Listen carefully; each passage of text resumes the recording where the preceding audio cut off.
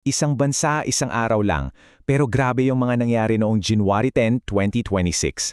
Sa araw na to, parang sinubok talaga ang Pilipinas, sa politika, sa pananampalataya at sa buhay mismo. Tara, balikan natin ang kwento ng araw na yon. Tingnan nyo to.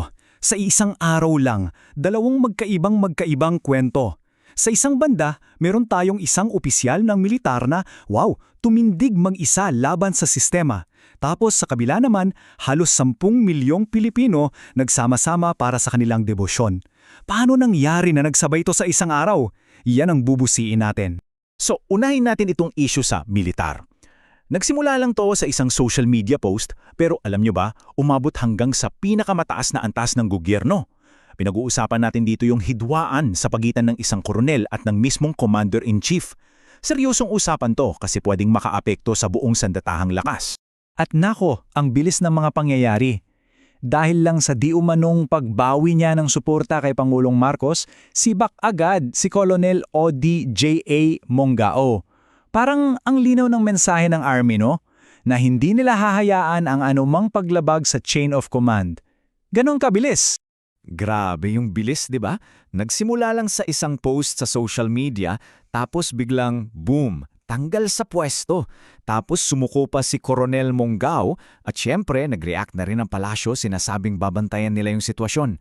Sa loob lang talaga ng ilang oras, nakita natin kung paano yung isang bagay na digital pwedeng maging isang national crisis. Okay, so habang may ganyan tensyon sa kampo militar, lumipat naman tayo sa labas. Kasi dito, ibang-iba talaga ang kwento. Milyong-milyong Pilipino ang nasa kalsada, pero hindi dahil sa politika. Dahil ito sa pananampalataya. Pero, sa ganito karaming tao, kasama rin dyan yung panganib. Isipin nyo nga halos 10 milyon. 10 milyong tao. Para siyang dagat ng mga deboto na talagang bumaha sa mga kalye ng Maynila para sa traslasyon. Grabe. Ito yung klase ng pagpapakita ng pananampalataya na talagang tatak Pilipino. Walang katulad sa buong mundo. Pero syempre, sa ganito karaming tao, may kapalit din yan. Daan-daan yung kinailangang gamutin at ang masakit, may mga buhay pa ring nawala.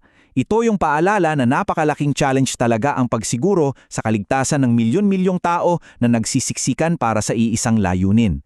At hindi lang sa dami ng tao yung naging problema nung araw na yon. Dahil sa parehong araw, pero sa ibang parte ng bansa, sa Cebu, may nangyari namang isang trahedya. At dito, ibang klase naman ng panganib ang kinaharap natin. Dito sa Cebu, isang garbage slide ang nangyari. Imagine, isang bundok ng basura gumuho at tinabunan yung mga kababayan nating doon lang din kumuha ng ikabubuhay. Habang tumataas yung bilang ng mga namatay, tuloy-tuloy naman yung desperadong paghahanap sa mga nawawala pa. Sobrang lungkot. At para bang kulang pa yung mga nangyayari, ito pa. Parang nagpapaalala yung kalikasan na nasa Pacific Ring of Fire tayo. Kasi sabay na nag-aalborto yung dalawa sa pinakaaktibong bulkan natin, Mayon at Canlaon. Mula sa mga gumugungong bato hanggang sa mga pyroclastic flow, talagang nung araw na yon, ramdam na ramdam mo na yung panganib. Pwedeng magmula kahit saan. Pero alam nyo, hindi lang yung mga biglaang krisis at sakuna ang naging issue sa araw na to. Meron ding mga mas malalim na problema na lumabas. Mga lamat, inganga, sa tiwala natin sa dalawang importanteng institusyon, ang gobyerno at ang media. So, ang malaking tanong, sino pa nga ba ang mapagkakatiwalaan mo? Yan yung tanong na nasa likod ng dalawang malaking balita nung araw na yon. Isa tungkol sa pera ng bayan, pera para sa edukasyon, at yung isa naman tungkol sa mga mismong nagbabalita sa atin. Okay, pag-usapan natin yung pera. Hindi to barya-barya. Mahigit 20 bilyong piso. Yan yung halaga na hindi pa raw maliquidate o may paliwanag ng CHED o Commission on Higher Education. Isipin nyo, perang para dapat sa mga estudyante natin, ngayon iniimbestigahan. At habang may pagdududa sa gobyerno, mukhang pati sa media, bumababa na rin ang tiwala ng mga tao. May bagong survey na nagsasabi niyan. Siyempre, sa panahon ngayon na ang daming fake news at gulo sa politika, ang hirap na talagang alamin kung ano ba yung totoo at sino ang dapat pakinggan, di ba? Okay, so sa gitna ng lahat ng yan, politika, trahedya, issue ng tiwala, kumusta naman yung bulsa ng mga ordinaryong Pilipino? Tara, silipin natin yung lagay ng ating ekonomiya. Medyo mixed bag to eh. May maganda, pero may mga hamon din.